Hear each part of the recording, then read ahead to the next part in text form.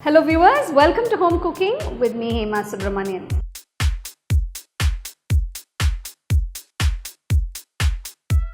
Today's recipe is a typical South Indian style snack or tiffin. It's vegetable paniyaram. So let's get started and check out the ingredients. First, I'm going to temper a few ingredients. Take a pan, add a little oil, add 1 teaspoon of split gram dal, 1 teaspoon urad dal, half teaspoon mustard, half teaspoon cumin, quarter teaspoon asafoetida powder. Once the mustard seed starts splattering, add half cup of finely chopped onions, 2 green chilies finely chopped, a piece of ginger finely chopped. Next, add half cup of finely chopped beans and 1 medium-sized carrot finely grated. Saute everything well. Next, I'm going to season it with salt. Add a few curry leaves. After adding the curry leaves, add a few chopped coriander leaves. Mix everything.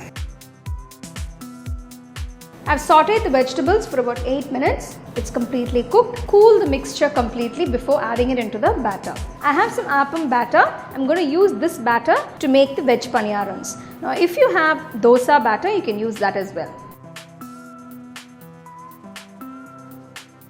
As you can see, the batter is a bit thick. I'm just going to dilute a little bit by adding water. Mix it well.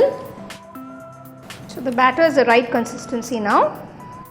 Here I have a paniyaram mold. Grease the paniyaram mold by adding a little oil. The paniyaram mold is hot. Take a little bit of the batter and gently pour it into the mold. Keep the flame on medium while doing this. Turning these paniyarams can be quite tricky, so make sure you prick it in the ends of the paniyaram and turn it to the other side. Make sure it's cooked through. So as you can see, the paniyarams are a nice golden brown color.